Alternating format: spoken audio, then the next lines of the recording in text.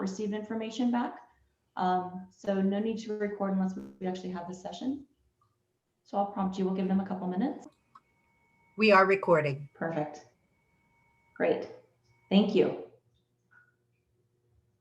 So good afternoon, everyone. My name is Stephanie Tom. I am the Deputy Director for Broadband and Digital Literacy for the Department of Technology. Thank you for joining us today. We have about 20 participants, so it's exciting to see, of course, those who are interested in the creation of California's Broadband Action Plan. So what we have done is, because CDT as California Broadband Council staff is responsible for facilitating the creation of the Broadband Action Plan in a public forum, we wanted to make sure, in addition to the listening sessions, that we provided our council member working pairs and the public, of course, a chance to provide additional input or have additional open discussion, in particular between council members, around specific sections of the action plan. So this session is an open forum. I do see, of course, we have the leading council pairs on the call today, which I appreciate. We have Sunny Wright McPeak from CETF, and of course we have Sarah Smith from the California Senate. We also have a couple other council members and designees who I see have attended. Jeff Ballou from Department of Education, and of course Pat Mallon from California Office of Emergency Services.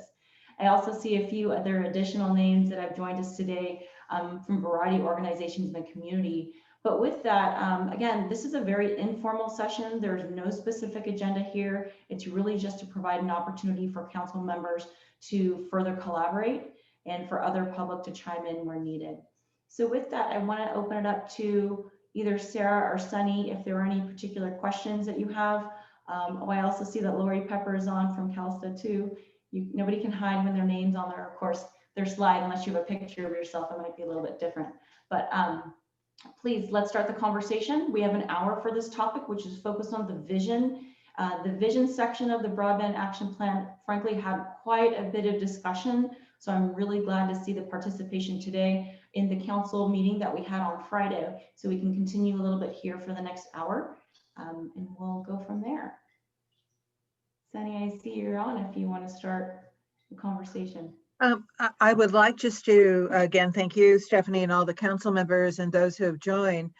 Last Friday, there was a robust discussion and you had a presentation. I think it would be most helpful for me just to listen to everybody's feedback, and in the vision, which leads to also goals, there might be some additional comments that people want to add that you can then incorporate into other pieces, but I really want to listen to everybody's comments today.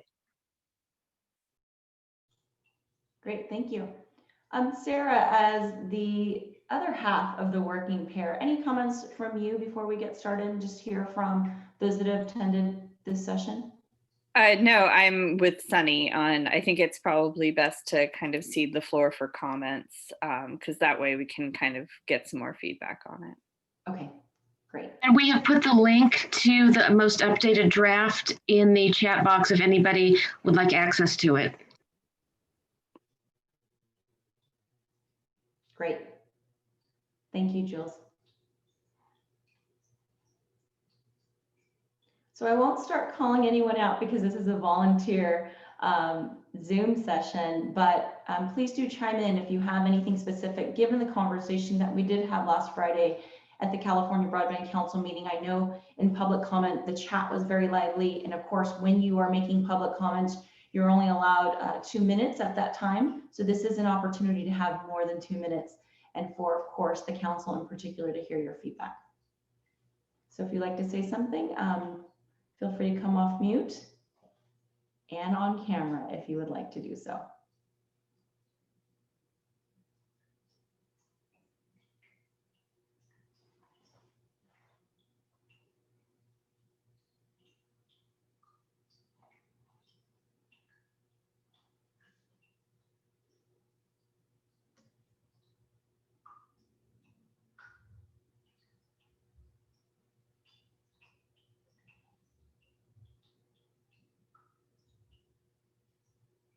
Does anyone want to chime in?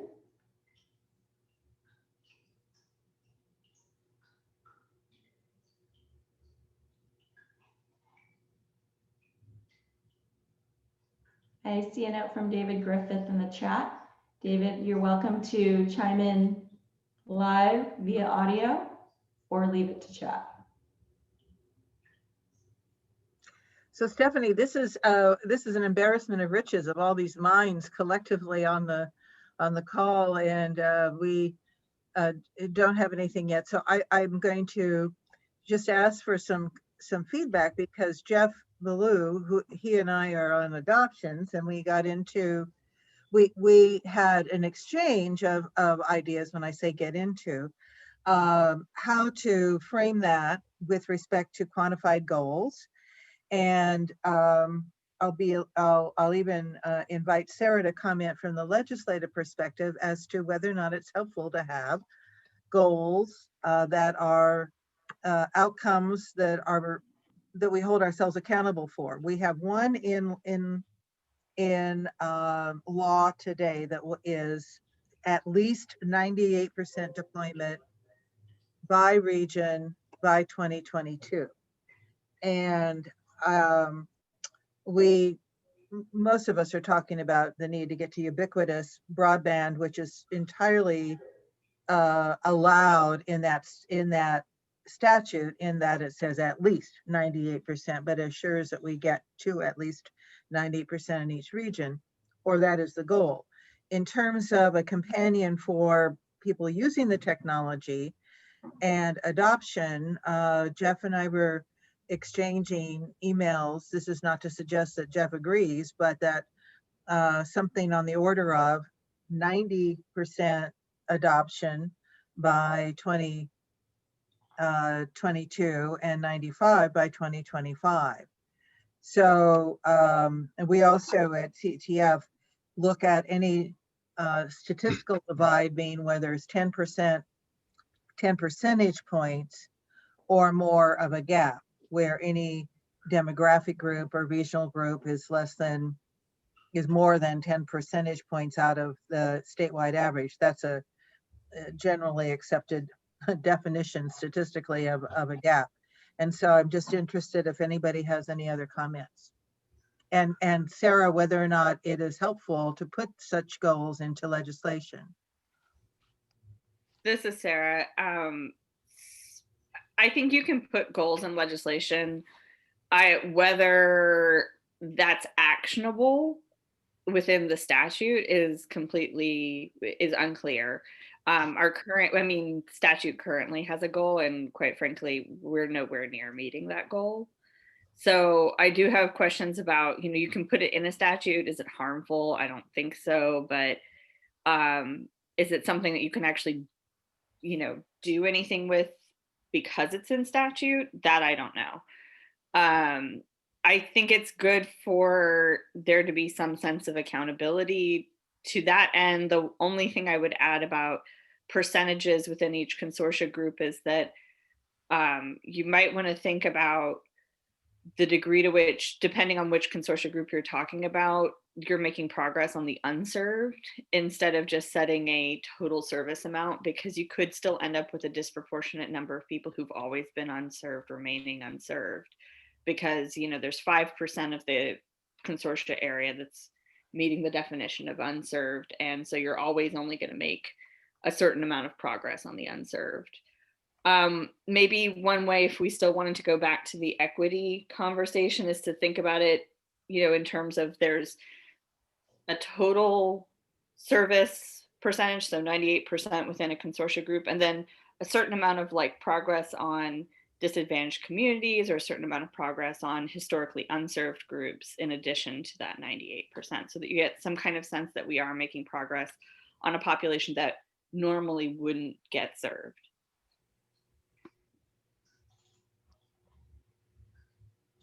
We agree. We agree. We need to pay attention to the most digitally disadvantaged. Yeah, David Griffith here.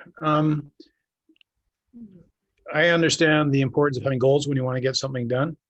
But the trouble is, I live in an area a rural area, which inevitably will be in the 2%, not in the 98%. And so I don't think it's unreasonable to have a goal of complete coverage, just by the way we have with the telephone service and with the electricity grid. We shouldn't limit ourselves to 98%, 90%, or 95%. It just doesn't do anything for a lot of people that are in smaller communities and rural areas. I know, although I don't have personal experience with it, I know there are areas in certain cities that also don't have good coverage. I think we're all Californians and we all deserve it because one way or another, we're all paying for it. David, time frame. So let's agree. And so as we've said, ubiquitous. What time frame do you think it would be reasonable to at least set to get to you? There's what I want and what would be reasonable. You know, if we could get 25.3 in a couple of years, I'd be extremely happy. I understand that may not be doable, but I think that's something to shoot for. Stephanie, I don't mean to be just sort of stepping in here, but David, so give me more background. Where are you and who is the closest ISP to you, small or big? I'm in Eastern Alpine County. Okay. And also Supervisor Woodrow's also on this call. She's in Western Alpine County. Terry's there. Terry's been a champion for a long, long time. Okay, Terry, which ISP do you want to serve you? Well, on Eastern Alpine County, there's two possibilities without considering how reasonable they are. One is Volcano Telephone coming in from Kirkwood. I understand they're not all that interested at the moment. Then the other is coming in from Nevada. Okay. Because that's where our highways go. That's where we go to do our shopping a lot of the time and so on like that. And that's where our current internet connectivity is. It comes in from Nevada. There's a middle, I can't remember exactly the right word for it, the middle link that runs down US 395, goes through Minden Gardnerville, through Bishop, etc. That's where we plug into the internet. Got it. Okay. I think Supervisor Woodrow should comment since you've been doing this for a long time, Terry. Yeah, so I have been doing this a long time, Sunny. It's good to see you. So, you know, we are the 2%. It just always turns out that way. We have the smallest populated county, and nobody's interested. There's no ROI for anybody in our small populated area, even though we have high tourism in our county, but we just don't have a lot of permanent residents. So they just don't see that as a bargaining chip or whatever. So we've been trying to work with this group, cal.net, but I don't know where that's going to go other than AT&T. I mean, those are the only two that we have over here on the western side of Alpine County. Thank you. We are not unique, though. There's other rural counties which have maybe not the whole county will be part of the 2%, but lots of communities within those counties are part of the 2%. I'm thinking of Sierra County, Lassen County, Modoc County, etc. We all have the same problem.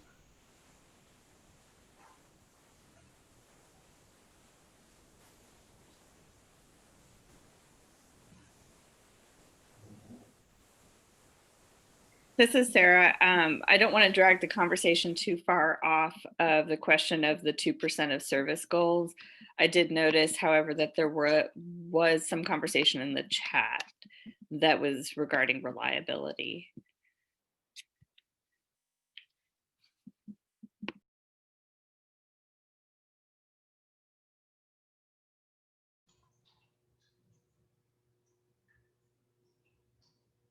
So thanks, Sarah.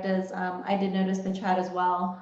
And we do want to have a free-flowing conversation. If there's any additional comments around reliability, if anyone wants to chime in, or of course, the topic right now is the overall vision that the state of California will have for the action plan.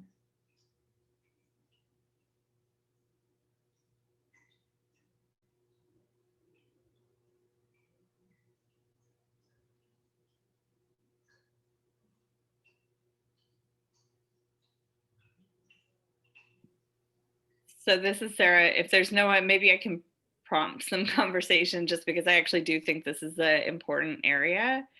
I mean, insofar as you view telecommunications like any other utility service, reliability is one of the like big cornerstones. And we have actually seen some issues with reliability, especially with regard to loss of commercial power.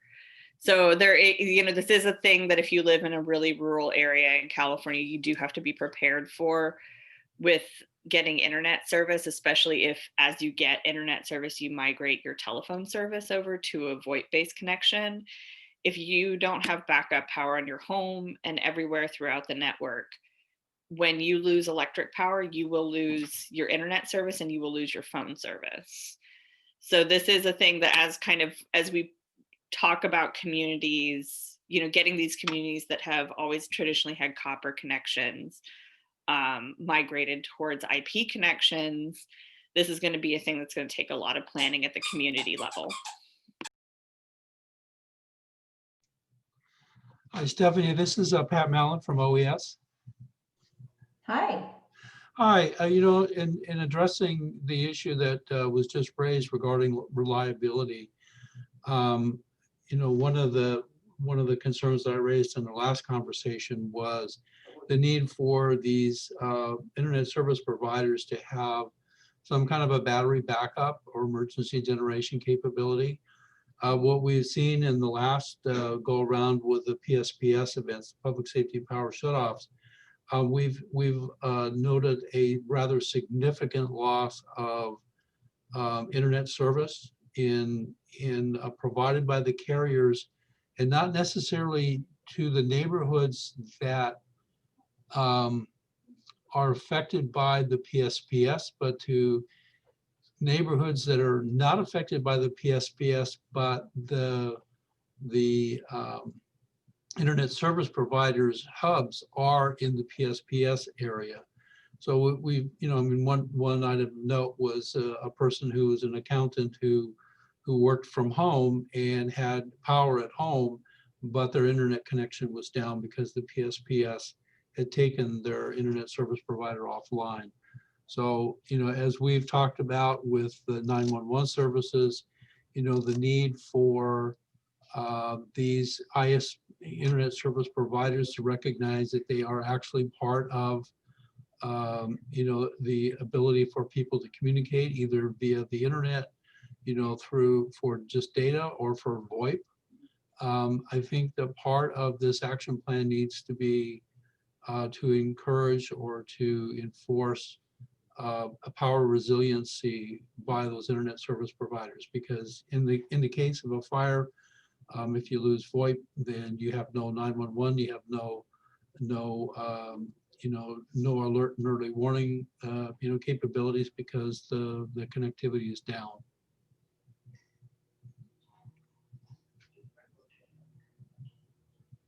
Thank you, Pat. Other key comments to be considered for the vision section of the action plan, in particular around reliability. I know definitely during the council meeting, the feedback around public safety and of course what the providers are doing there was critical, but any other feedback from the community or others?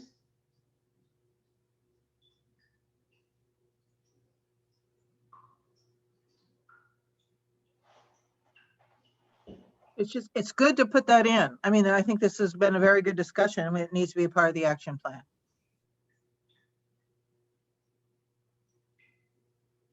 Thank you, Sunny. So let's actually drive toward that direction, because given, although it's, I believe, only Tuesday, given the meeting on Friday, you know, we are really honing in on specifics, right? Specific data, specific information, and specific recommended actions that we should put, or objectives, of course, into the action plan. So any additional recommendations or feedback or comments in this vein?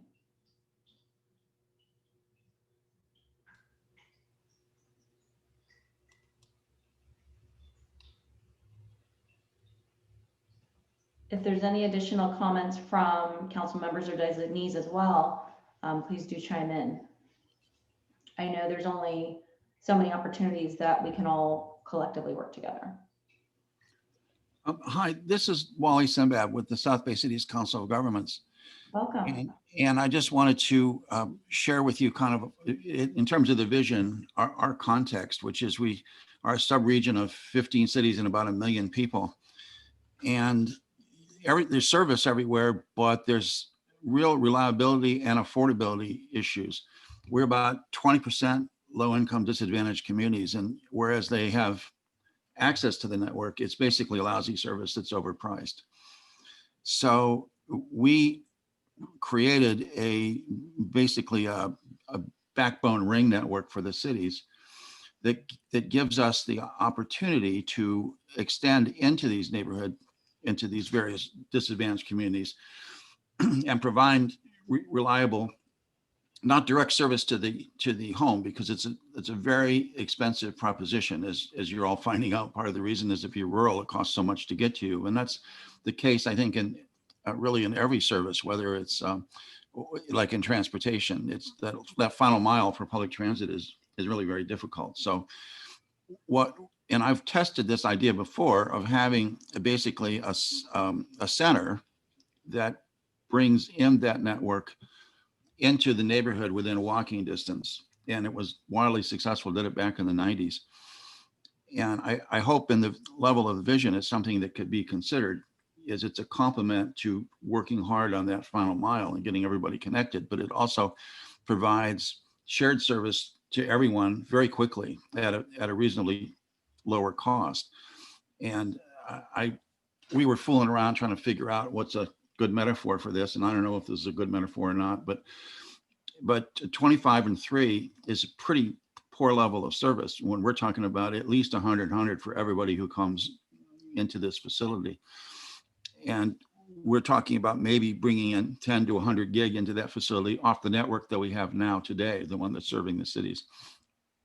So I hope this is okay, but it's like, on one hand, we would be making something like a skateboard or roller skates available to people to buy, so they'd have it individually, or we can give them access to Mercedes-Benz on a shared use basis. Mm-hmm. And I think the experiment that's interesting to do is to see what happens when you take low income communities and give them access to the best that's available. And I think that's an option I think it's an interesting option that should be evaluated. As I said, I had some success with that back in the 90s when we were using ISDN, believe it or not. But we had tons of really good community applications, and we had lots of attendance, and it was very well received. So at the level of vision, I would hope that this action plan would at least consider that there's another way that reinforces the idea of that final mile everywhere, because it does solve a number of problems, including the quality of technology that you can get to, and the whole idea of digital equity and digital training. So I just put that on the table. I wrote about it in the comments, and I'd be happy to take any questions. That's just an outline. I mean, the paper itself is only short, but it does give some details. But as we go along, I'm happy to take any further questions about it. But anyway, I think as a vision is an interest, and I think it might fit into rural circumstances in that having a facility that's really well equipped and well served, that's within a 10-minute drive or 15-minute drive should be possibly. I mean, I understand it still has to have the network extended there, but anyway, it's worth talking about. I hope. I'll stop there and let anyone else ask questions or make comments. Hi, Wally. This is Sarah. I'm curious, how did you guys finance that project? Yeah, well, good question. And I always wonder when people say that's a good question, if it means that they can't answer it or they were hoping someone would ask it. But anyway, good question in the sense that I think it's a good question. It was financed in two ways. One, we didn't build it because it was prohibitively expensive. So what we did is we pieced it together. Crown Castle put together a network, and then we built some strands of it. And then the next question was the laterals out to the city properties. And that was the part that was constructed, and the part that came to the city properties was paid for by our Measure M transportation tax through the sub-regional return. And it was like $5 million to do all of that. And that was a very, very small slice of the amount of money that we got from this multi-million-dollar tax for transportation. But the recurring costs, the monthly recurring costs, are paid for by the cities because they're saving somewhere between 40 and 50% on their ISP bill, their broadband bill, because the service in the area is so overpriced and so poor. And so most of them could actually go up to a gig or 10 gigs for less money than what they were paying for the kind of lousy service they were getting beforehand. So it's those two things, using transportation money for the capital and the cities being able to pay for it out of their savings from their monthly. But going forward, we can create this stuff just for the cost of the laterals, and then we just need it would be a demonstration of nonprofit access to very high-end equipment, which I think is an interesting experiment. What happens when you give people really, really good stuff and the training and support to use it. So Sarah asked a really good question and you gave a brilliant answer, Wally.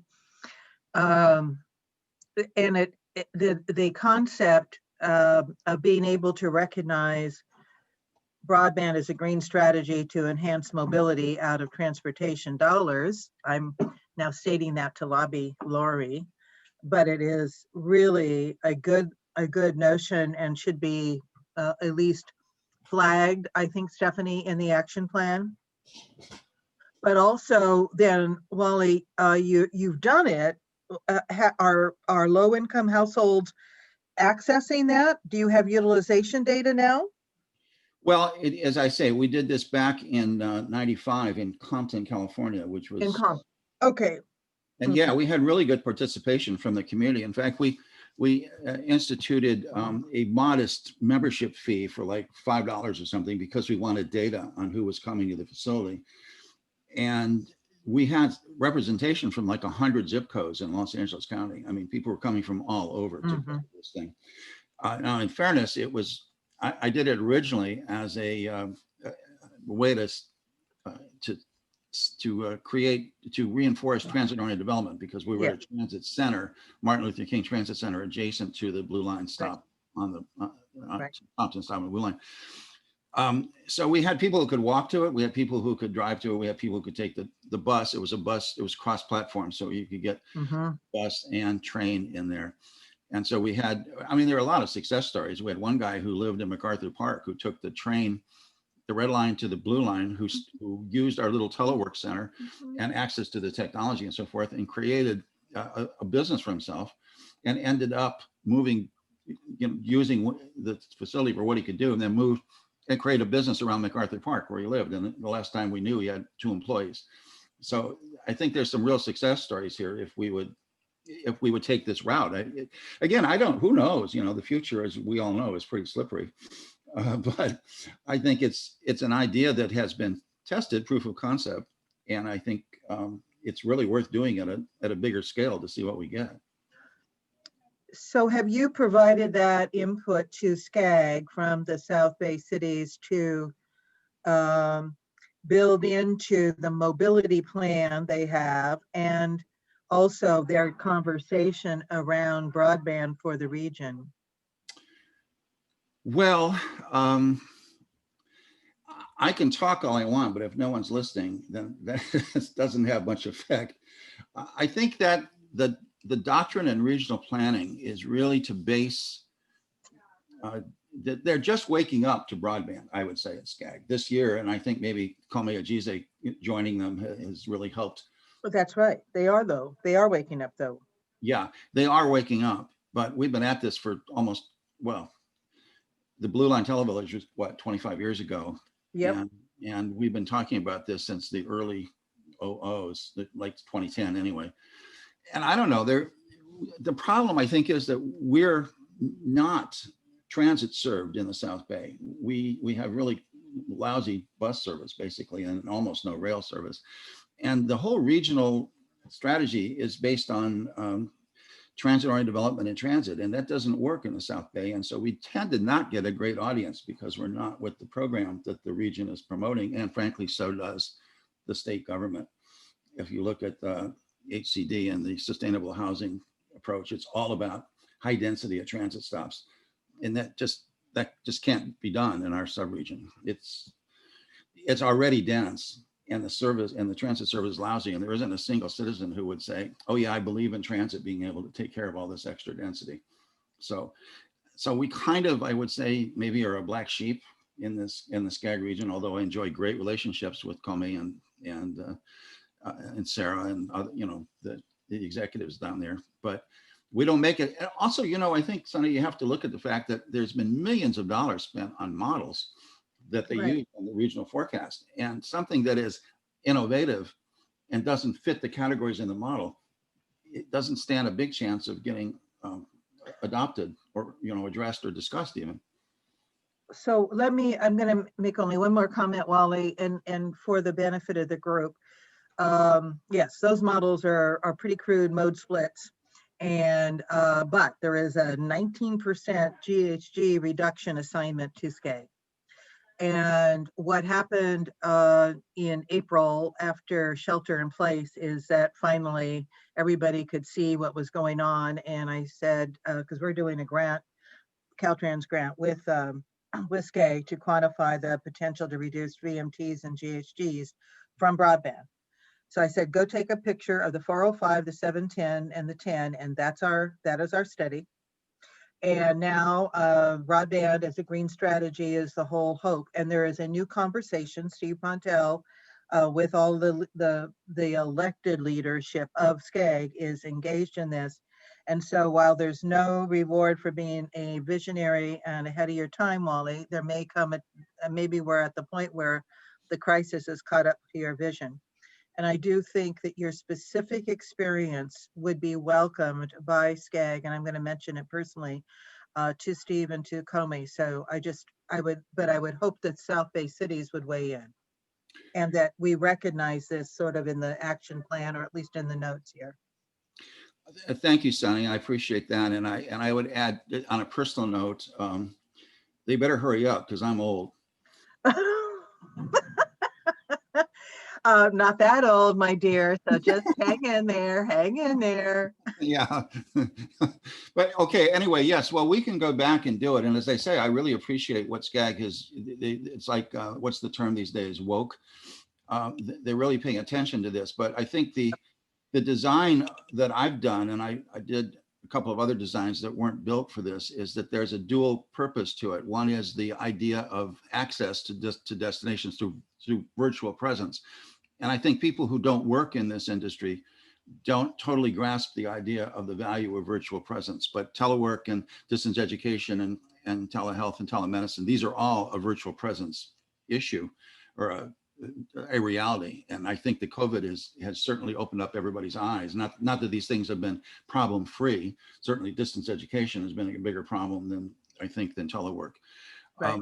But we did it all. And then the other part of it is, in a digital economy, what we're trying to put out here are the means of production in a digital economy. And so if this were 1800, we might be putting out wood lathes or something like that for community use. And as I think I wrote in the comments, was that I'm a big believer in 3D printing, and I would love to see what a local low-income neighborhood does with 3D printing. That doesn't speak to the access mobility part of it, but it does speak to the economic opportunity part of it.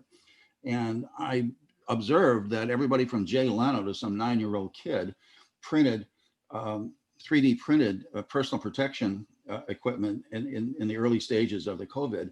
And there's no reason why, had we had this infrastructure in place, that every low-income neighborhood could have 3D printed the devices they need to give them the safety from the spread of the virus. So it's a dual purpose facility that's fed by broadband, which we can drag there at fairly low cost, starting in 3 or 4 months. So anyway, thank you for your interest, Sonny. And I will go back. I will mention it to Comey and to Sarah and see what they say. Excellent. Excellent. Thank you so much. I appreciate it, Wally. Thank you. And this is Lori. I just wanted to also thank Wally. I think I did read through your comments, so thank you so much for sharing those with me. Sunny, I also want you to know that I heard you. I just wanted to acknowledge that from your earlier comment. And Stephanie, I wanted to ask the structure that Wally has instituted in the South Bay and may be a good solution for certain areas of the state. And I admit I might be getting our broadband action plan conflated with the rest of the EO, but perhaps there's a section either under looking at the section that looks at standards. If we look at as we're looking at different models or different solutions for broadband access, that perhaps that might be a location for this type of discussion. Sure. No, I appreciate the additional feedback and the suggestion, Lori. I think so as specific as we can get, the better.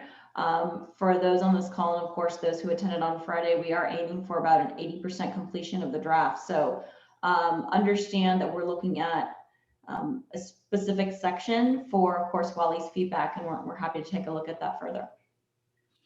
And if I may, one more point I forgot to make, and I'm sorry to be taking so much time, but this is like a comprehensive plan for reducing greenhouse gases, as well as creating some of the other benefits like economic opportunity and so forth. And so it links to a micromobility strategy that we would very much like to get ARB's support on, where we would go into low-income neighborhoods and give them door-to-door on-demand service in the form of micromobility devices like neighborhood electric vehicles or e-bikes or something like that.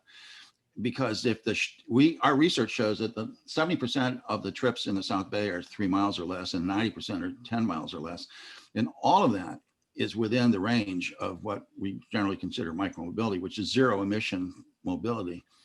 And so the whole idea of having a centralized place for virtual access to other destinations, combined with the short range personal devices.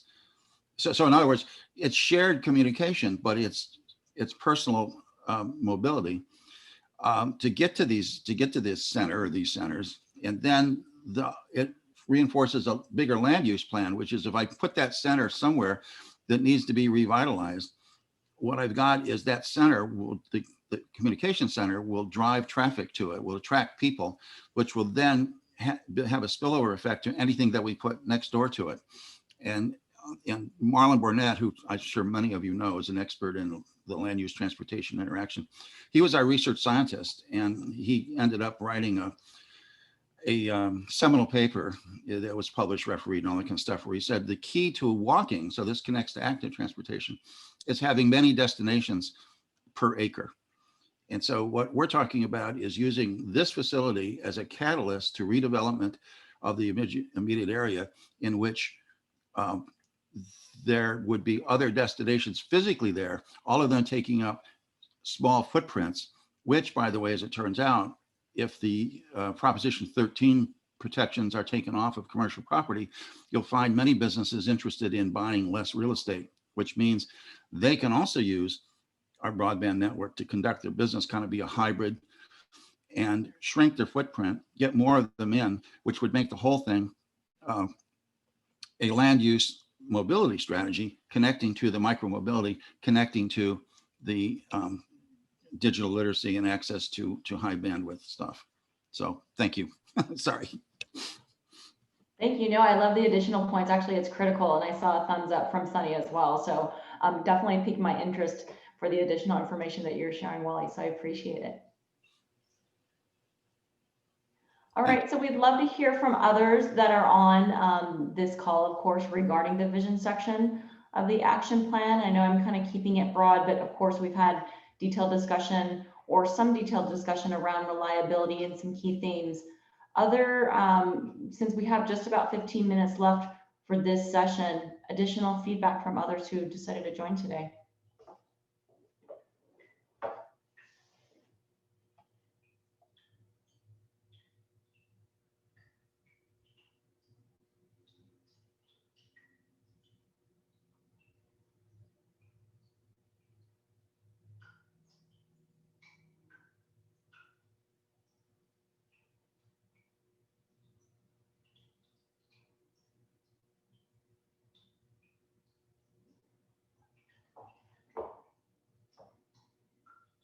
There's always the option of the chat as well, if you would like your feedback recorded officially.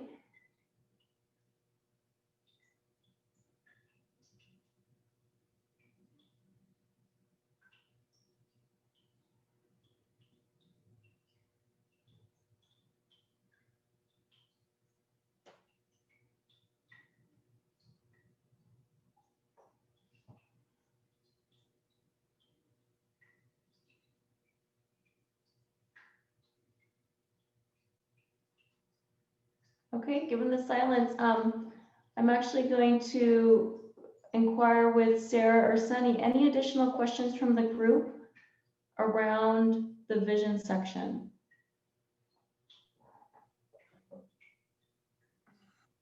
This is Sarah, none from me.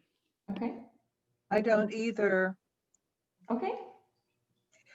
Is Jeff Ballou on? Are you still on, Jeff? I'm sorry, I can't see. He is. Jeff, do you want to comment on adoption goals and how they relate to the vision? Yes, I'm here. I've been listening to the valuable input and insight that we've been listening to, so appreciate the comments. Only thing I would add, and it just kind of summarizes, when we looked at challenges for adoption, which fits the vision here, adoption or broadband challenges tend to fall into two buckets. One with respect to access, as our folks from Alpine County mentioned. If there's nothing there, it doesn't matter how much money you have. You can't, if there's nothing there. And then the second part is the subscription support for folks like Wally was just explaining. You know, there's plenty of service there, but no, you know, getting folks subscribed is the challenge. So framing it in that way was kind of one of the things Sunny had presented it, and we were putting forward, is that, you know, looking at this in terms of it in those two challenges. And I liked the regional approach, because ultimately that is the that's a great way to look at this, is looking at it region by region, county by county, city by city. In my case, because I'm from the school district by school district, whatever it is a good thing. But you know, the vision is for all, helping with access and helping with subscriptions ultimately will lead to everyone being connected. That kind of is what we were talking about, right, Sunny? Yes, and as you said, so you've got the, if you will, the deployment side, the access has to be infrastructure. And then you've got to have, it has to be affordable. I would just also add to what you said, Jeff, what John Horrigan has pointed out, it is in that second piece, in order to be able to make it affordable and also people want to afford it.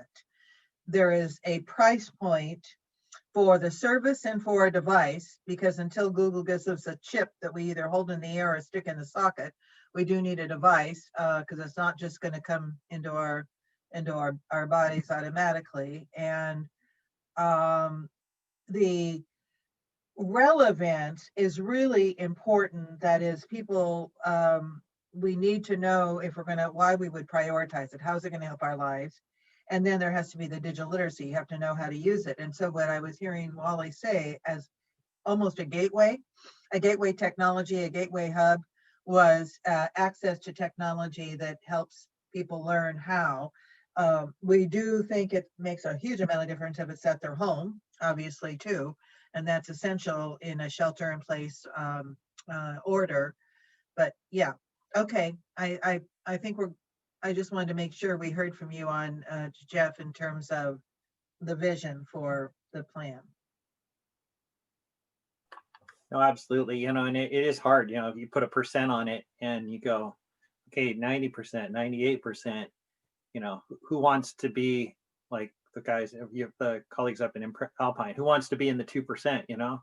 So ultimately, really, you know, in reality, we're representing everyone in California who wants it, you know, it's available. And, you know, it's hard. And the topic on reliability and speed, you know, that's a tough one too. You know, I think the thing that for sure has become evident the last 7 months is that there's more traffic consuming data right now than ever. And so limits is a challenge. So giving people to as much capacity as they can afford, and keeping in the mindset that the providers have to be able to sustain that also. So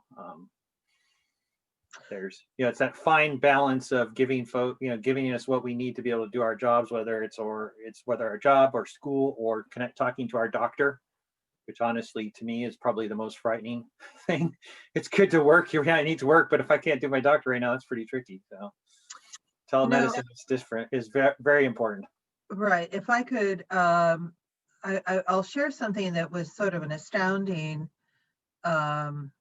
piece of evidence that we got from community clinics in convening a fact-finding session on telehealth for CETF and Scenic Partners in Care. The Primary Care Association joined us.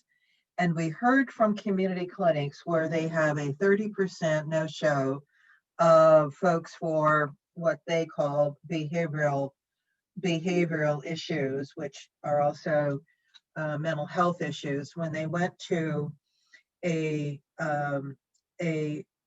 telehealth version or mode, and a good deal of it still is by phone as opposed to the folks they serve having ubiquitous broadband access and high enough speeds, they went to 100% showing up.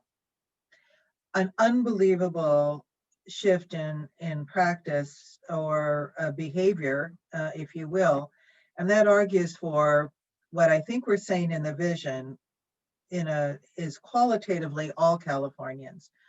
I want to just clarify, when we have proposed goals by a date, it is in fact to have an accountability measure, but to be sure we're talking about all Californians, ubiquitous broadband, everyone online, should be our obligation and what we're trying to achieve.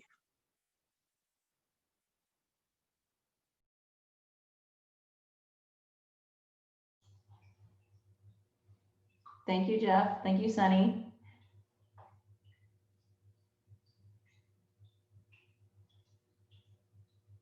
Any additional comments or insights?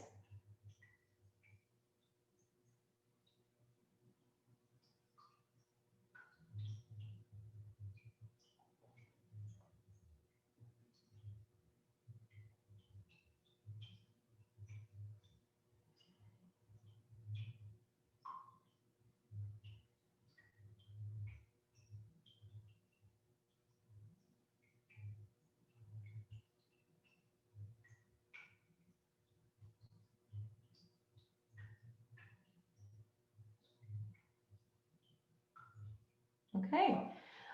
Well, unless anyone else has additional comments they'd like to share about the vision section of the Broadband Action Plan, we will give you back 8 minutes, but of course we will also stay on this line for the next session, which is focused on the COVID section. It's a little bit later on down in the current draft outline of the action plan, and we do want to hear your feedback. So with this section, unless I believe Sunny and Sarah, you said you had no further questions, or for the other council members or designees, or of course the other participants on this Zoom session, we appreciate your time today, and we will close this session. Thank you so much. Thank you.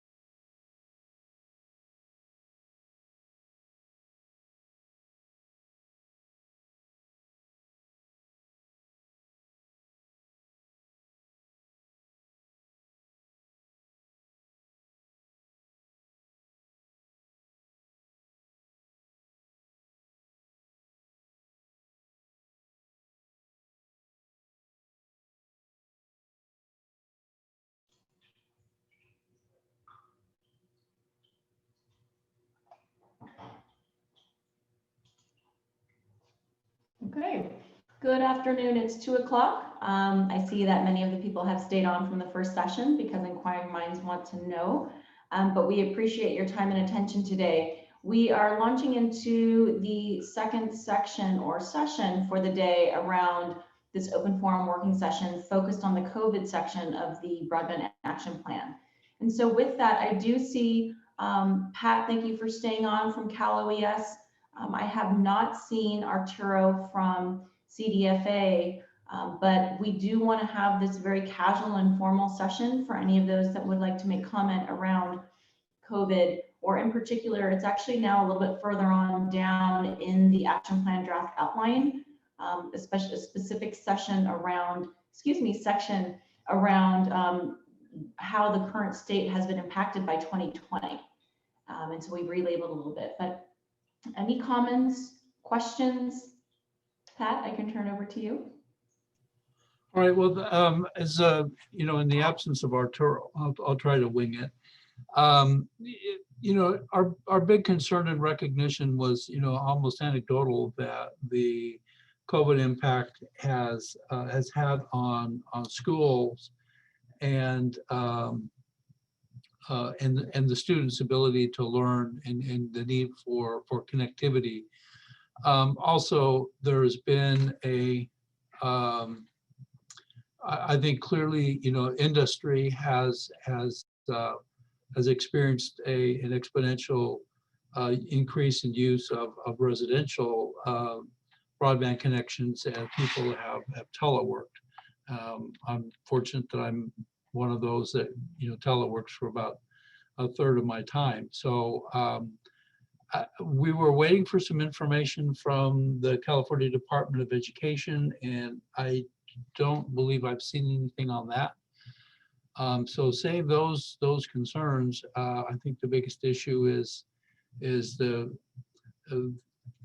you know, the amount of teleworking that's occurred from, you know, from the commercial industry and the educational issues that have arisen as students have gone on to the internet for their learning and Zoom classes, etc.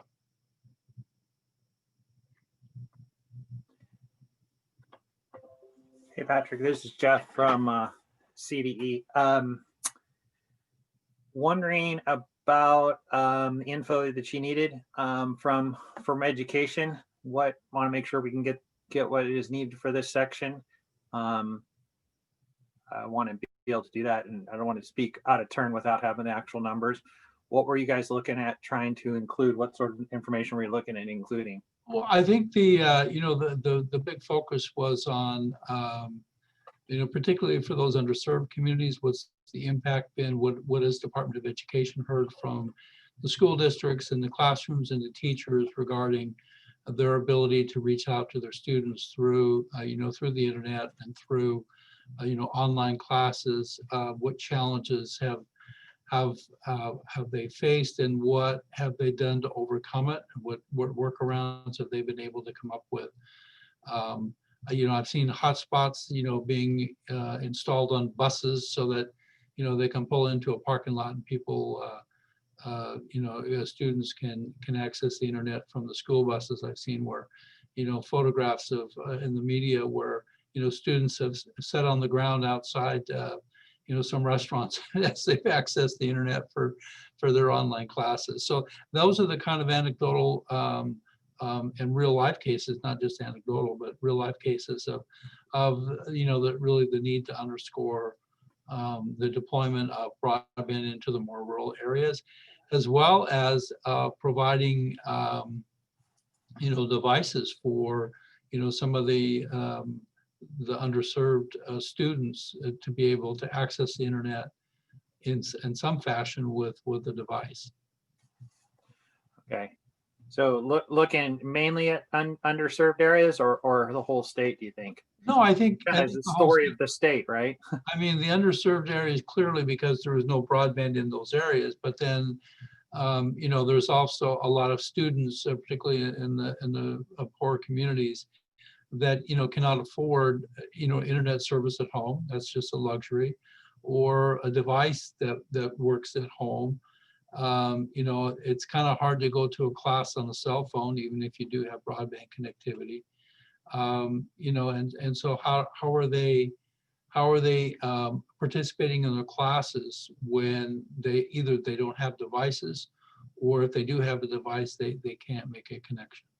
Yeah, no, I think I understand more clearly now. And so it's funny, it's taken us this long to have this conversation. So I'm thankful for this session so we can talk and I can understand what we can get to you. So Great. yeah, no, it's the COVID has definitely, the COVID distance learning situation has definitely brought to light a lot of years, but it's kind of put it front and center. So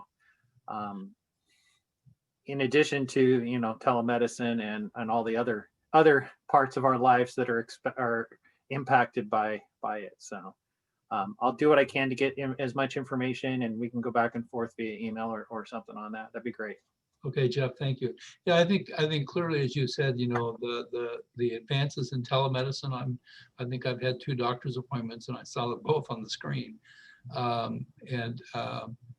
as well as the, you know, industry, you know, kind of converting to teleworking. In fact, I've heard of some state agencies that have decided that they're going to reduce their footprint in office space because they have a lot of their staff, and they've just set up hoteling spaces in the offices for people for those days when they do need to come in.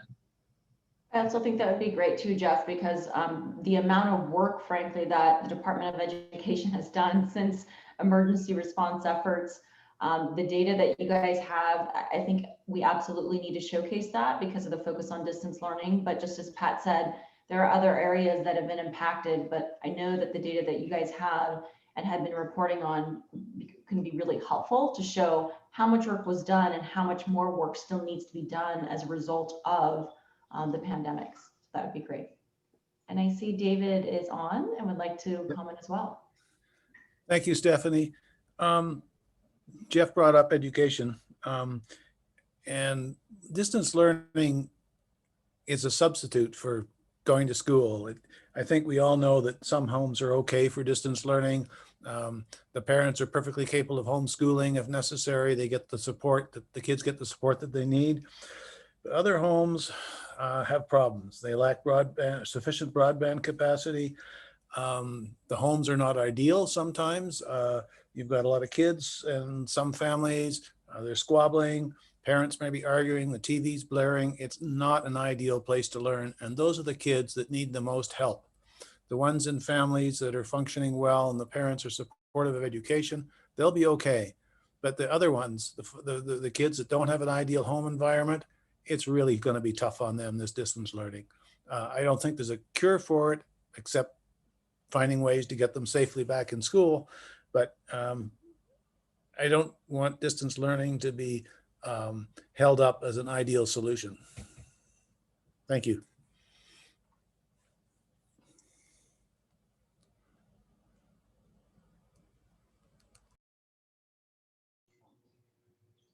Thank you, David.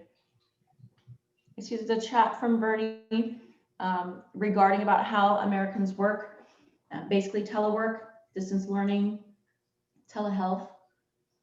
Bernie, of course, you're welcome to chime in live, or I can keep it on chat, or if anyone else has additional feedback around these areas, it would be helpful.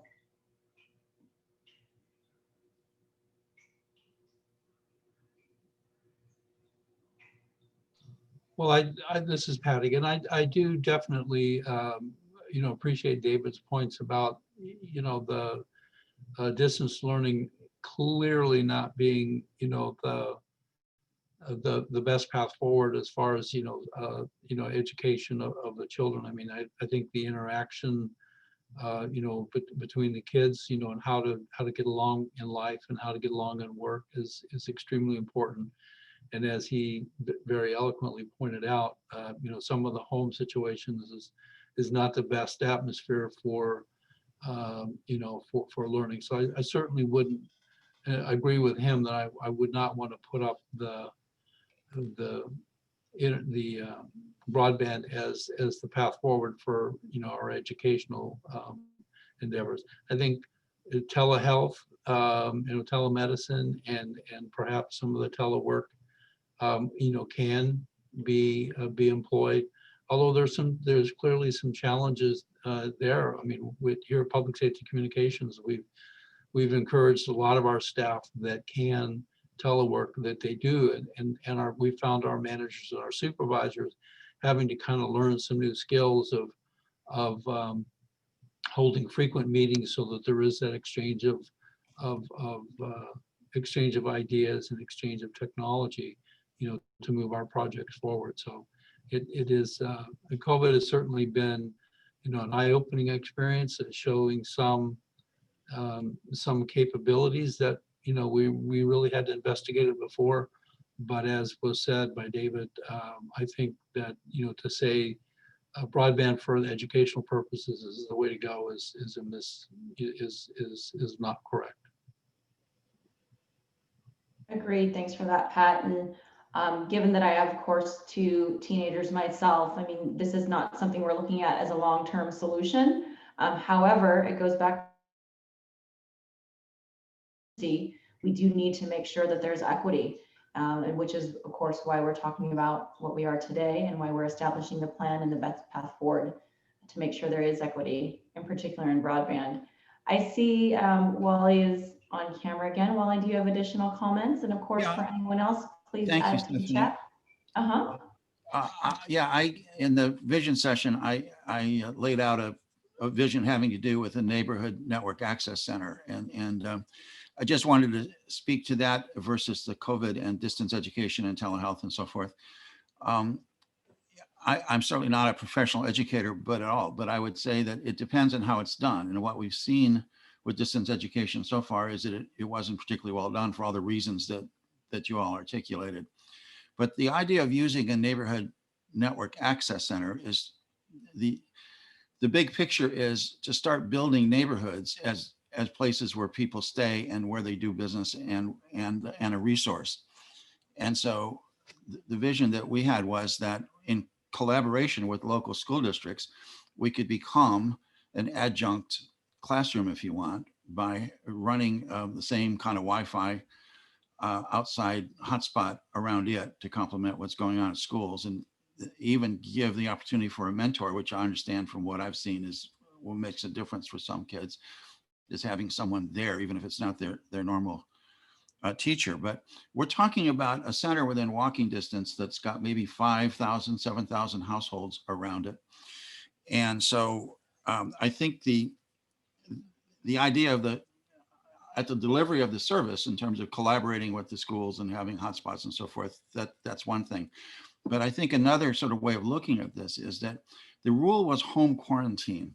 And what happened was that the governor, based on certain statistics, would say, oh, you know what, now we can open nail salons everywhere. And I think what would be interesting would be to see the rule be, when this neighborhood has it under control, why don't we open everything that's in that neighborhood center? Because it's a form of neighborhood quarantine as opposed to home quarantine. And I think in terms of the point that this isn't going to be the only crisis we face going forward, certainly not the only public health crisis we face going forward, that this would be an interesting experiment to see if it doesn't work to do neighborhood quarantine, neighborhood destinations, neighborhood education, neighborhood healthcare, and so forth, using broadband in some combination with some people coming as mentors or adjunct to that. So I hope that's clear. I'm not even sure it's clear to me, but I think so. Anyway, I'd be happy to answer questions, and then and that's my comment.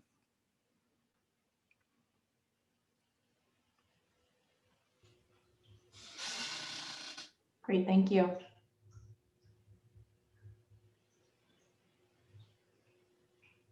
So I'm loving some of the comments in the chat. Now, of course, our audiences are very lively in the chat, but would anyone else like to reemphasize their point in the chat live, or any other comments around COVID and frankly how this year of pandemics has affected either the focus, the priority, or the direction of broadband in 2020?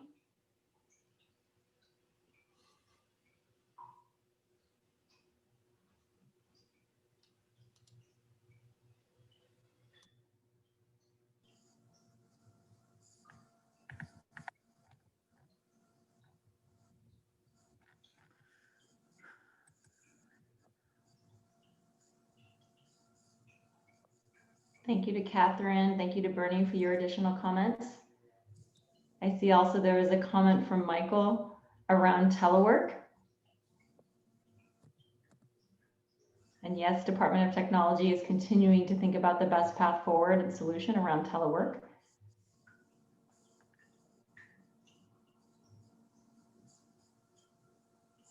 Any additional comments or input for this section?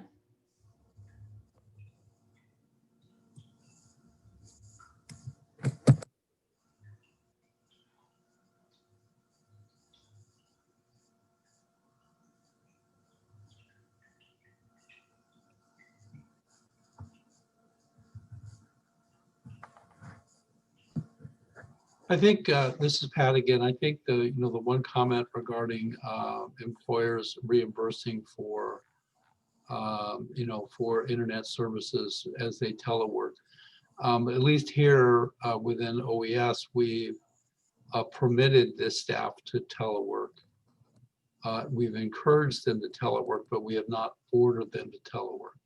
So I would think that if you order somebody to do that, then you probably could be susceptible to providing them with internet service. But save that, I don't know. It's a great question. Great point.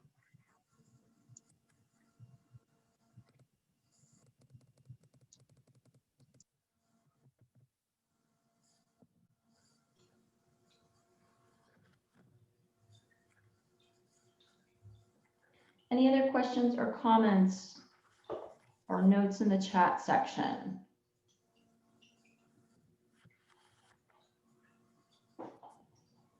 Thank you, Bernie, for the recommendation of AB 1492.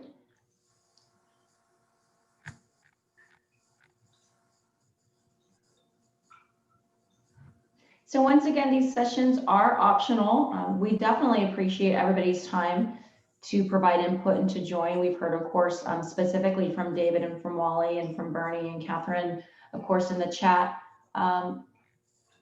Anything else? Pat, I don't know. I definitely appreciate your time to join today. While I want to make sure that everyone has the opportunity to provide feedback at the same time, we don't want to keep everyone given their busy schedules.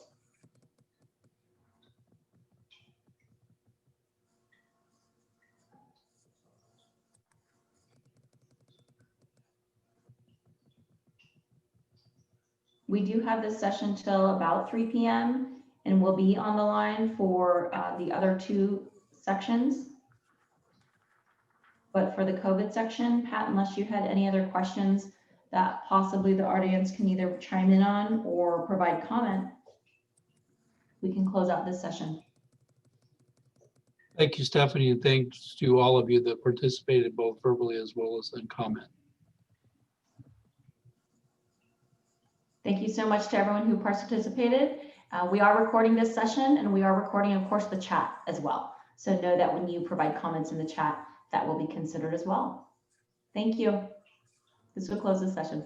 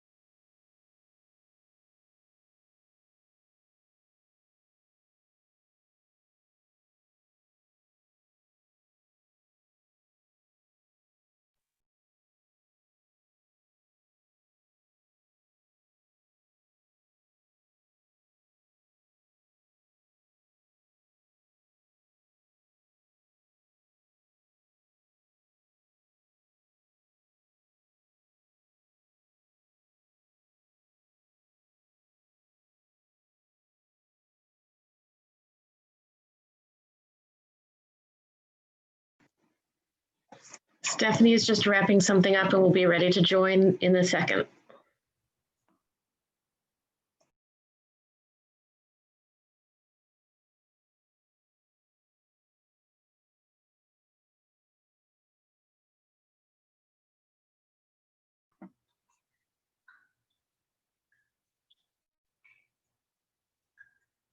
Great, thanks so much, Jules. Good afternoon, everyone. It's 3 o'clock. And sorry, I was dealing with some technical difficulties between my laptop and my desktop and my workstation.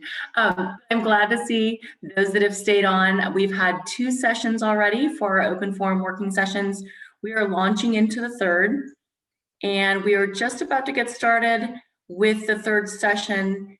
And I was looking for the council members to see if they were able to join, and we would move forward with this session. So why don't we give them just a couple more seconds?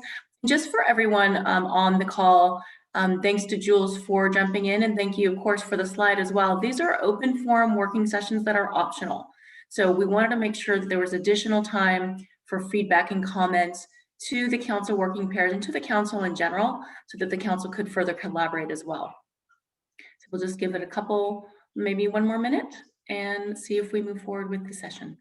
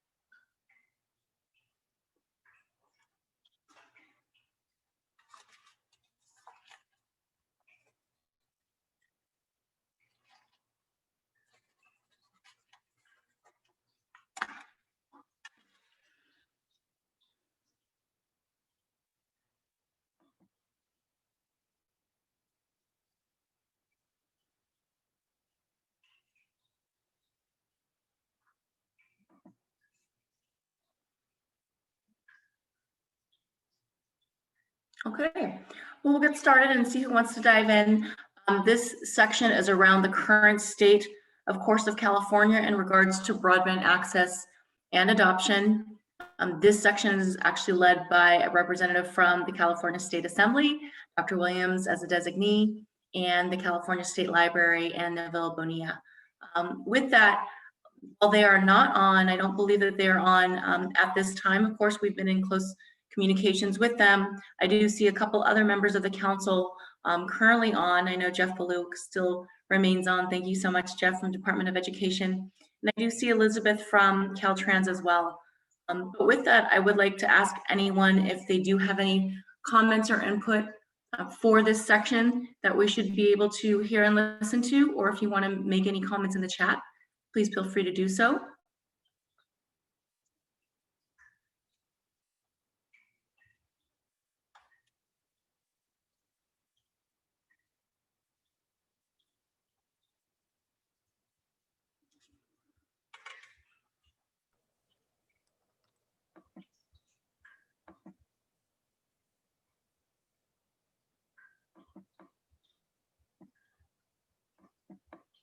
Hello, Stephanie. Yes. Yeah, Dave Griffith here. Just an obvious comment that's been made many times before, but the maps of how good or how bad broadband service is in the various areas are divorced from reality. They're highly optimistic.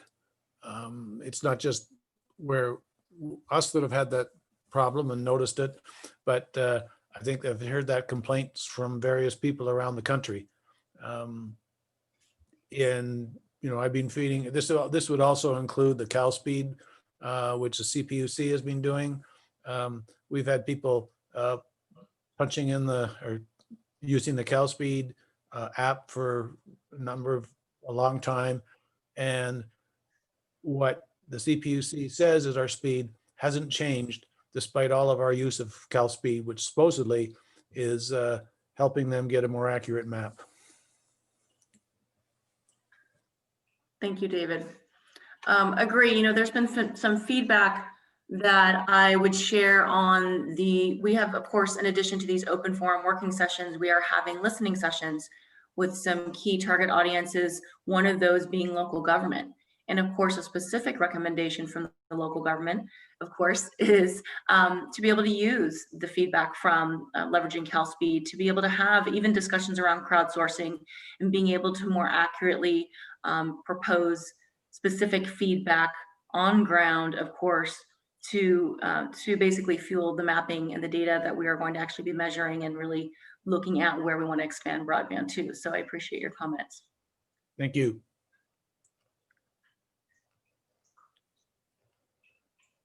Other comments or feedback around current state? Again, I know current state is a pretty broad topic, but we are looking, of course, at the various aspects and categories of broadband, but here to hear others around their sentiments or feedback.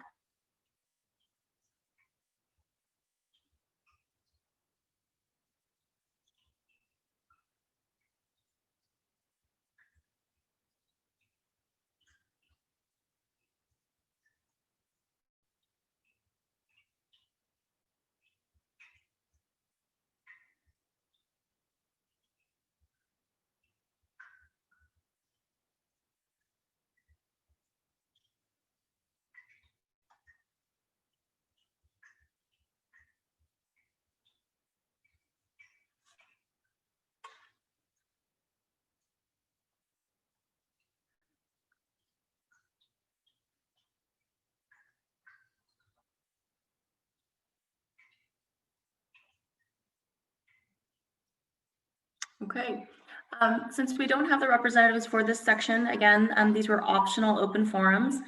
Unless anyone else has additional feedback, I do want to share a gentle reminder that we that we absolutely and ongoing 24/7. There's the option, of course, to submit public comment via the email inbox for the California Broadband Council, and of course at the California Broadband Council meetings during public comment. I do appreciate you taking the time to join this.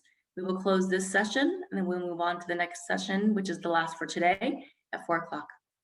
Thank you.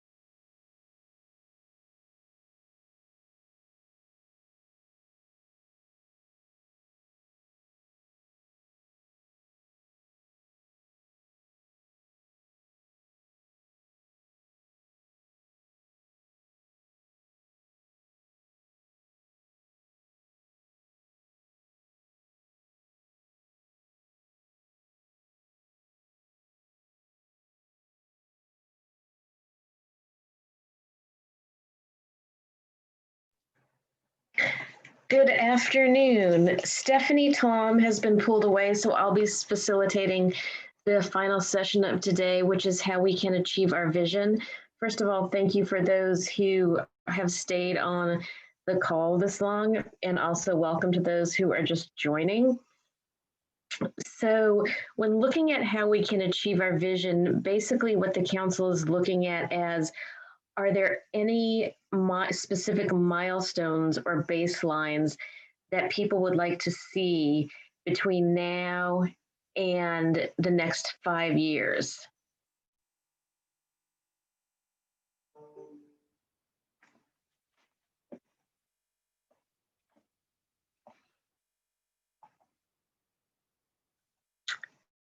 Anybody?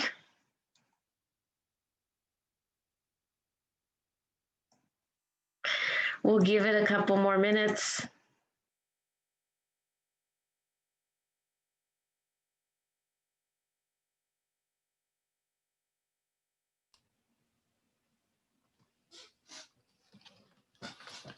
Hi, this is Wally Simbab. I spoke earlier on to the vision topic. Yes. I wrote in my comments that I like to see milestones start to include outcomes. So the idea of delivering service so that people can subscribe and getting those subscriptions is really important stuff. But at the same time, I think it's possible for us to pursue through the strategy I've been talking about, which is a neighborhood-based network access center within walking distance of everyone's home. I think you can start looking at businesses started, education's completed, jobs filled. We have a working relationship with the South Bay Workforce Investment Board, for example, and by having an actual physical place where people come to it that's within walking distance and of no association with any other institution, there where people may have feelings, which I found out that they do sometimes. It's a way of really speaking to where we want folks to be, which is by the use of the network as opposed to the access to the network. Whereas I say both the access to the network is important in one model, I would suggest that we start looking at some of the outcomes we're desiring. And looking at those outcomes, and you said that one of the things would be a place people can go, and there I understand, and I think the council members will understand what feelings of locations. Given that there may be some limitations, do you think people would be open to places like libraries? I think that it's a that is an existing institution and certainly a friendly one. And I think what we're talking about in the South Bay, which and I don't know how many folks were on the previous Zooms, but when I was talking during the vision, we have a municipal network that goes to civic centers, and in some cases to a library. We have one Redondo Beach is going to a library, and we'd like to see that those broadband services go to all these different public buildings, and libraries would certainly be on that list. I think the mission of these neighborhood centers is broader than it might be in a library, and also libraries have limited space, but they would certainly be very valuable partners to what we're doing. And yeah, the idea is that it's about two things really: access to virtual destinations that are there, like telework and distance education and telemedicine, but also the tools of production in a digital economy. So it might get into 3D printing and other things like that, specialized software and in GIS skills and so forth. But yeah, sure, libraries are part of it. I mean, the thing is, the broadband stuff is so cheap compared to actual mobility systems that you really want to do it everywhere. There's no reason why. For example, there's no reason why every government building couldn't be a multi-government building. That if you go to a city hall, why can't you get county and state service?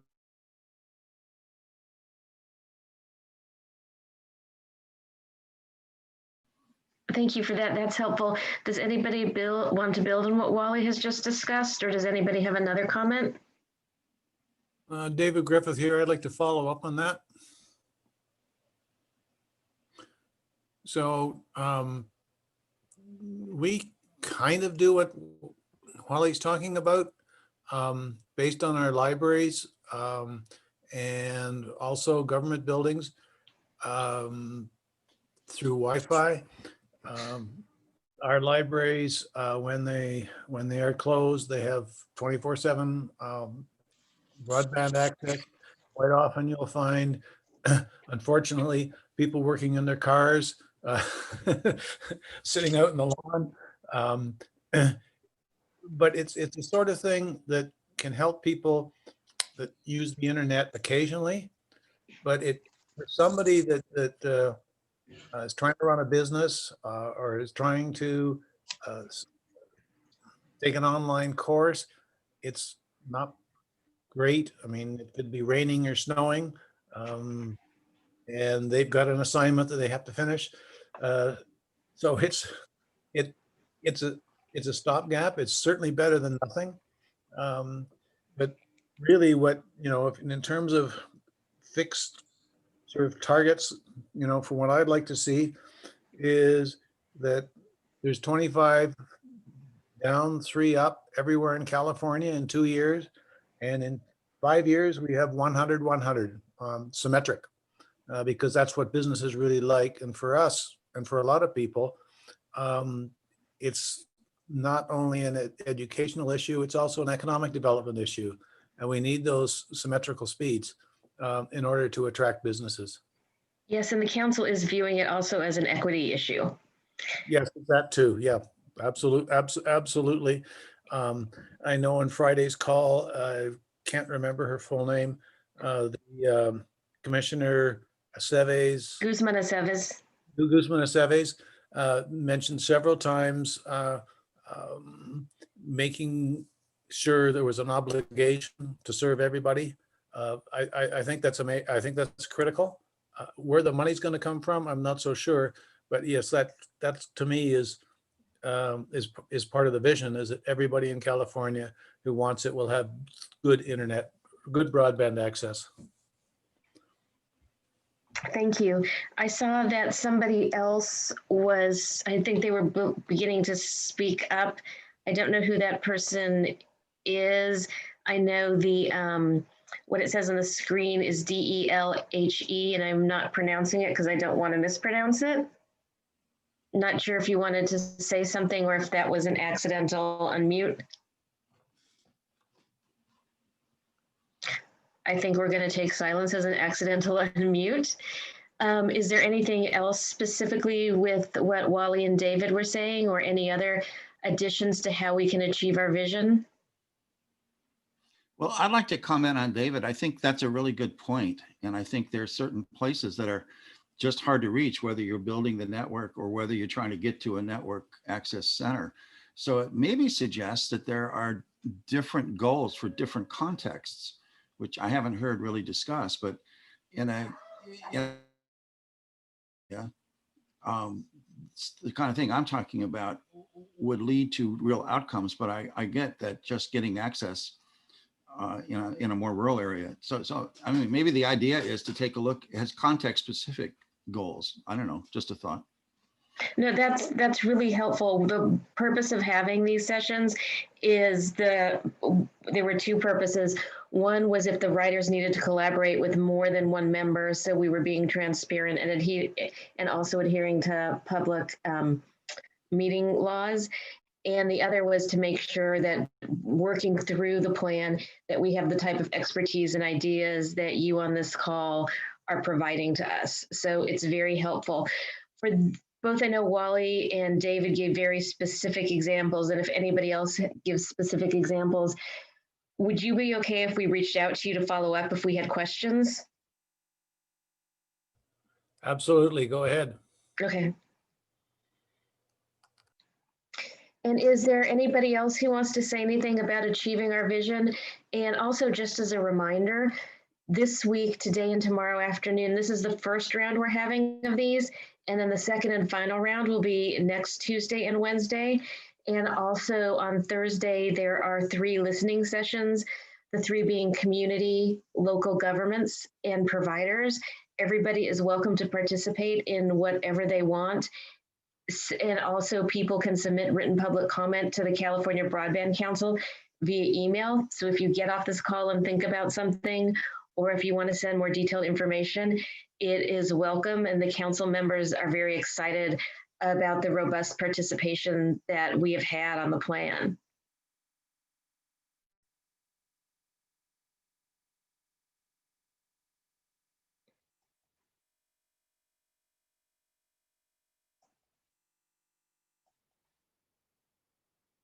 Is there anybody else who'd like to speak about the vision or?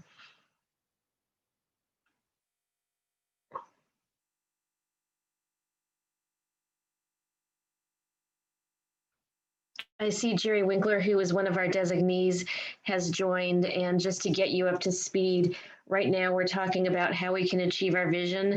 We had some comments from some things that are going on in local areas that are very helpful. And it sounds like, unless anybody has anything else to add, that we're close to wrapping it up, but we are committed to staying here till 5 o'clock if people are interested in speaking a little more.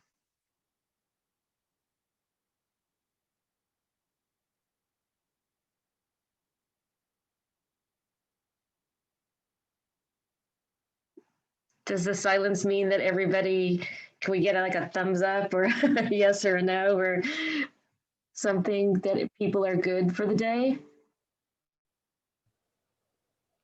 I think I'm good. Others, feel free to use the chat room. I did notice that David said he's unable to attend Thursday's session. All 3 of the sessions, as well as these sessions, we're recording them and they're going to be posted. And still feel free to submit anything via the council website if you'd like.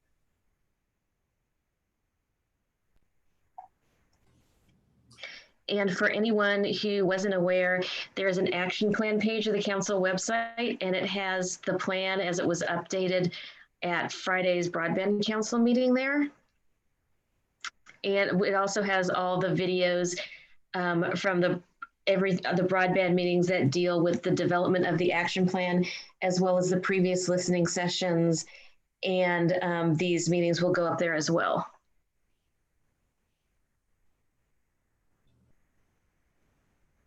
So it sounds like people are good for today. I'm good for today. This is Terry Woodrow from Alpine County. I'm good. Thank you for joining. Okay, well, we hope to see you either tomorrow or at the listening sessions or next week. And we very much appreciate the expertise you are all bringing to help develop the plan. And with that, we can go ahead and end the call. And we look forward to hearing from you very soon.